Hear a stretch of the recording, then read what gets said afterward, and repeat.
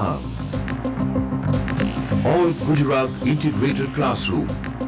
સેટેલાઇટના માધ્યમથી જોડતી કડી એટલે સંધાન.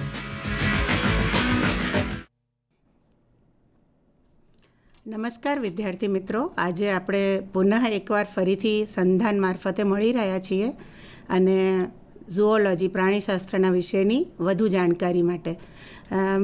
મારું નામ જાનકી વૈદ્ય છે. હું શિવશા સાયન્સ કોલેજમાંથી આવું છું અમદાવાદ ખાતે, અને મારી સાથે અહીંયા દીપાબેન પણ ઉપસ્થિત છે. નમસ્તે વિદ્યાર્થી મિત્રો. અને તેઓ પણ મારી સાથે જ શિવશા સાયન્સ કોલેજમાં ફરજ બજાવે છે. આજનો વિષય મિત્રો છે કમ્પેરેટિવ એનાટોમી, એટલે કે તુલનાત્મક અંતઃરચના. એનાટોમી અને કમ્પેરેટિવ બેનો અર્થ સમજીને આપણે હંમેશ કરીએ છીએ એ પ્રમાણે ટર્મિનોલોજી સમજીને આગળ જઈએ. દરેક પ્રાણીઓને જ્યારે આપણે પ્રજીવથી લઈને સસ્તન સુધી ભણીએ છીએ ત્યારે દરેકના જે કંઈ વિકાસના તબક્કાઓ છે, શા માટે આપણે એને મૂકીએ છીએ અલગ અલગ કક્ષાઓમાં, એનો આપણને ખ્યાલ આપવા માટે આપણે એનો તુલનાત્મક અભ્યાસ કરવો બહુ જ જરૂરી થઈ જાય છે. અને દરેકનો તુલનાત્મક થઈ શકે છે.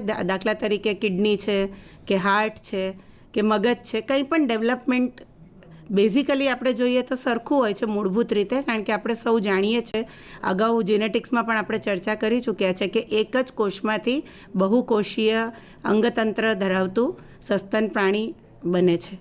તો દરેક તબક્કામાંથી એ પસાર થાય છે. તો મિત્રો, આજે આપણે કમ્પેરેટિવ એનાટોમીમાં એઓર્ટિક આર્ચિસ અને આપણે હૃદય હાર્ટ એ બેની જે સમીક્ષા છે અથવા એની ચર્ચા કરીશું, અને દરેકનો અર્થ આપણે સમજી લઈએ. એઓર્ટિક આર્ચિસ એટલે ધમની કમાનો.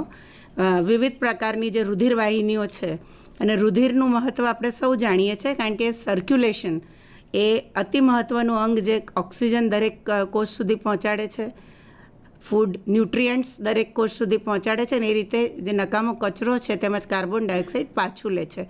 તો આપણે આજની શરૂઆત કરીએ એઓર્ટિક આર્ચિસથી, ત્યારબાદ આપણે હૃદયનો અભ્યાસ કરીશું. ટાઇટલ આપ જોઈ શકો છો, અને હું દીપાબેનને વિનંતી કરીશ કે તેઓ તમને એઓર્ટિક આર્ચિસ વિશે વિસ્તૃત માહિતી આપે. હા જાનકીબેન, થેન્ક યુ. તમે જેમ કીધું એ પ્રમાણે શબ્દ સમજીએ કે તુલનાત્મક શારીરિકીનો અભ્યાસ કરીએ છીએ, તો આપણે આજના સેશનમાં પૃષ્ઠવંશી પ્રાણીઓ વિશે ભણીશું, મેરુદંડી સમુદાયના પ્રાણીઓ વિશે ભણીશું. તો મેરુદંડી સમુદાયમાં પણ વર્ગીકૃત કરીએ છીએ આપણે શીર્ષ મેરુદંડી, પુચ્છ મેરુદંડીથી શરૂ કરી સસ્તન પ્રાણી સુધીના પ્રાણીઓનો આપણે અભ્યાસ કરીએ છીએ. અને આજના વિષયમાં ધમની કમાનો વિશે જે ભણવાનું છે એના માટે આપણે દરેક જે વર્ગ છે એમાંથી એક એક ઉદાહરણ લઈને એની તુલના કરીશું.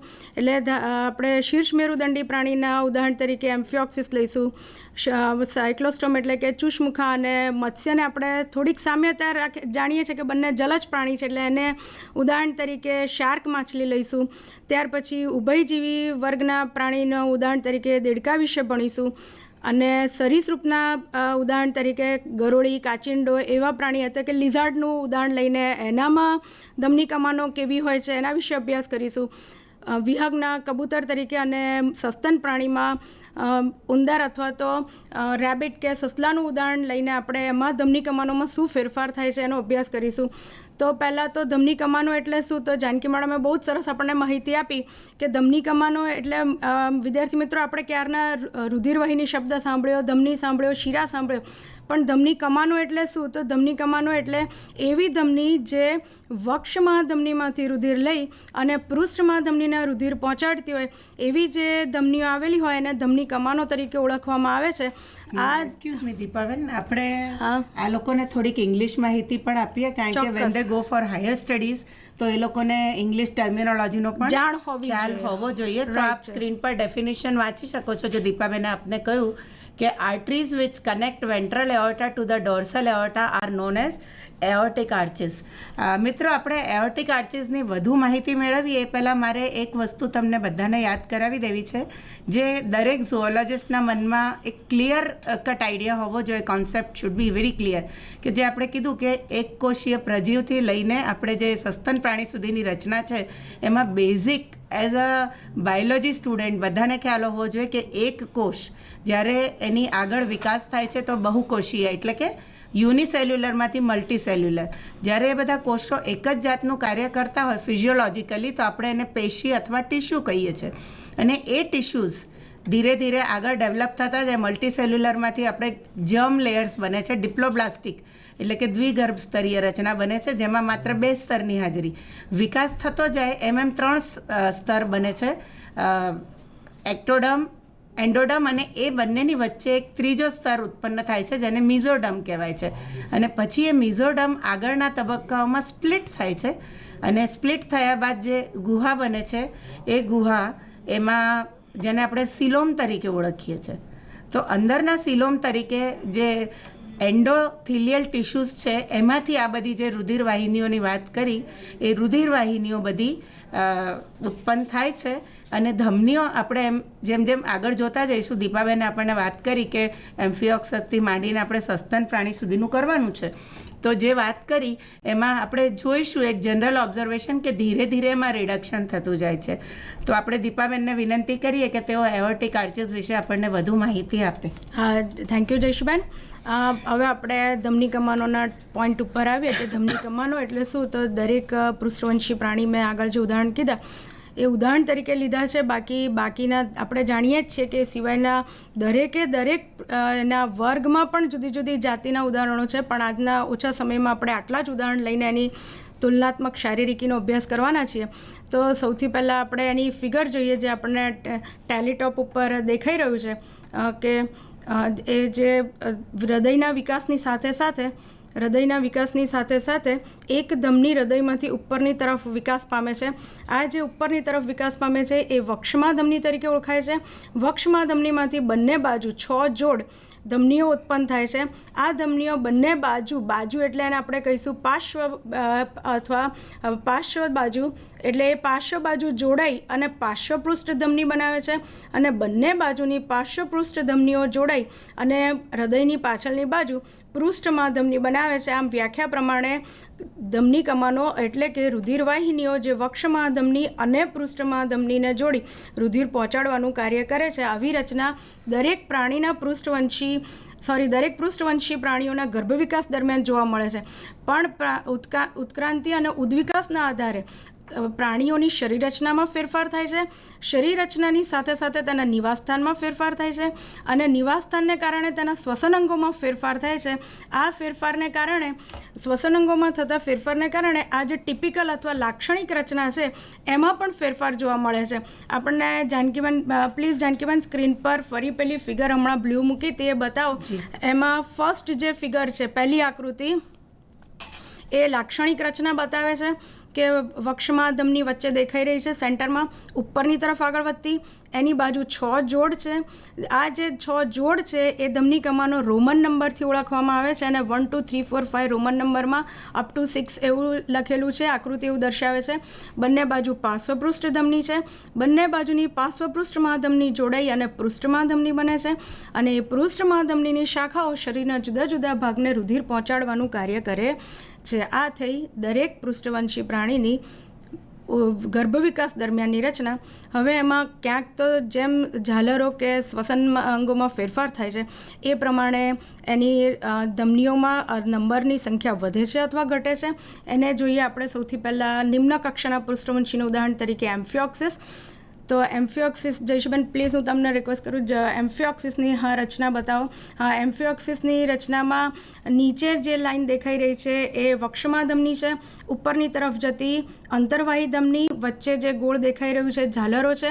એટલે કે વક્ષમા ધમનીમાંથી નીકળતી અંતર્વાહી ધમની અશુદ્ધ રુધિર લઈ ઝાલરો સુધી પહોંચાડે છે.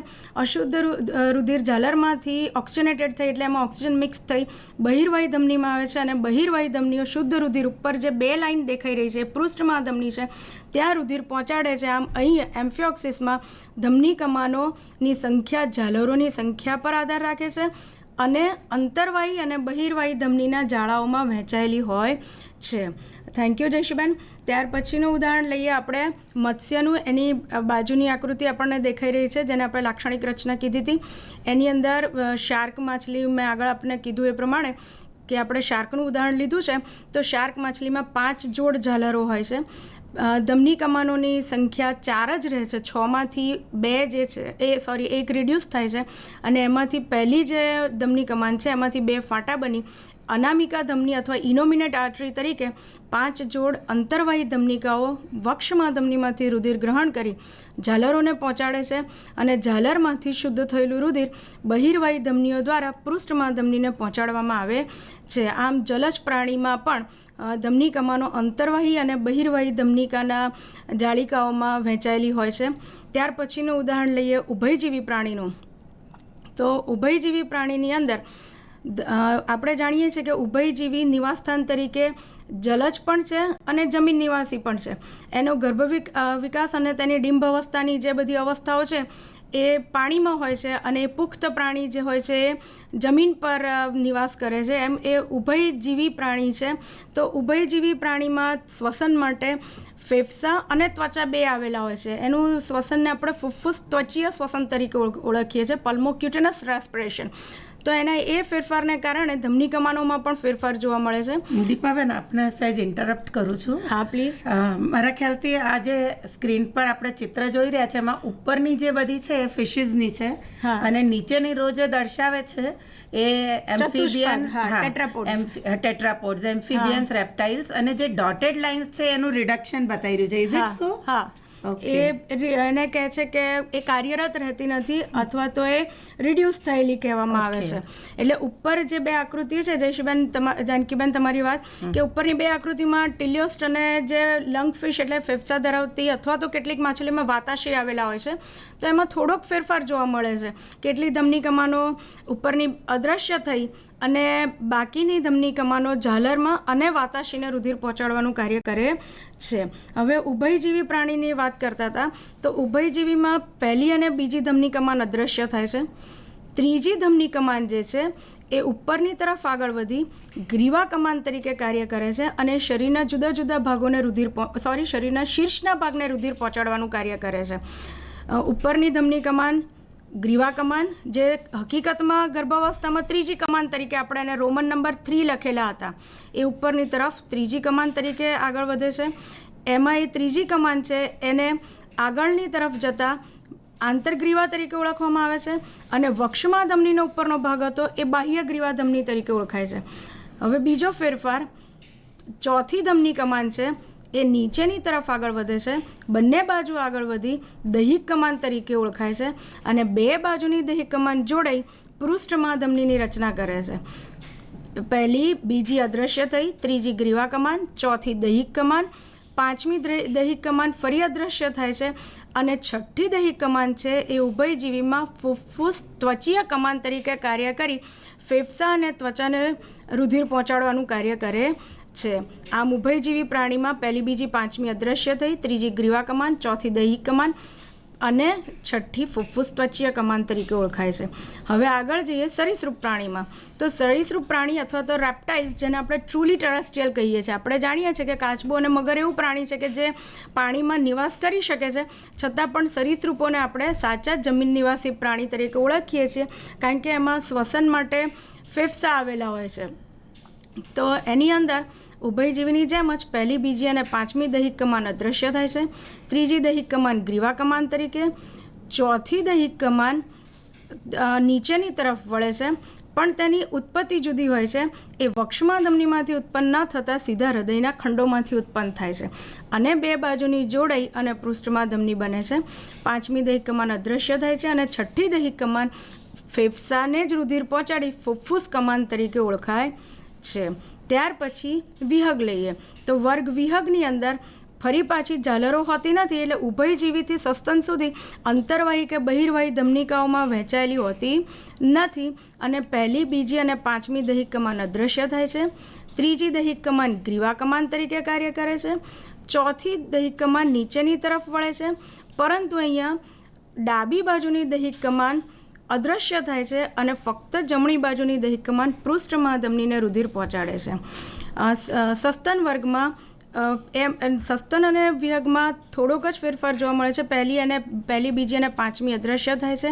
ત્રીજી ગ્રીવા કમાન, ચોથી બંને બાજુ વળી અને છે તો દૈહિક કમાન પણ સસ્તન વર્ગમાં જમણી બાજુની કમાન અદૃશ્ય થઈ ફક્ત ડાબી દૈહિક કમાન પૃષ્ઠમાં ધમનીમાં પરિણમે છે અને પૃષ્ઠમાં ધમનીને રુધિર પહોંચાડવાનું કાર્ય કરે છે. આપણે આખું સમરાઇઝ કરીએ પહેલાં 6 જોડ હતી, એમાંથી એક ધમની કમાન ઓછી થઈ. લંગફિશ અને ટિલોસ્ટમાં થોડોક ફેરફાર થયો. ઉભયજીવી પ્રાણીમાં તો ડ્રાસ્ટિક એટલે કે ખાસો ફેરફાર થયો. ગ્રીવા કમાન બની, દૈહિક કમાન બની, ફૂફૂસ ત્વચીય કમાન બની. ત્યાર પછી સરીસૃપોની અંદર ઉત્પત્તિમાં ફેરફાર થયો. ગ્રીવા કમાન, દૈહિક કમાન અને ફૂફૂસ કમાન.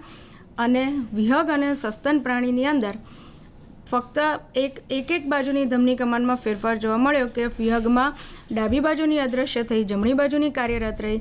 અને સસ્તન પ્રાણીની અંદર જમણી બાજુની દૈહિક કમાન એટલે ચોથી કમાનમાં પણ જમણી બાજુની અદૃશ્ય થઈ અને ડાબી બાજુની દૈહિક કમાન કાર્યરત રહી અને પૃષ્ઠ રુધિરવાહિનીને રુધિર પહોંચાડવાનું કાર્ય કરે છે. તો Deepaben, can we summarise this hall thing like this કે જે આપણે ડેફિનેશન સમજ્યા છીએ કે એઓર્ટિક આર્ચિસ જે connections of ventral and dorsal aortas છે એમાં આપણે ફિગર પ્રમાણે જોયું તો ધીરે ધીરે રિડક્શન્સ થાય છે ટીલિયોસ્ટમાં, લંગ ફિશીસમાં, pulmonary arteries formed in the amphibians, pulmocutaneous artery in amphibious, pulmocutaneous, okay fine.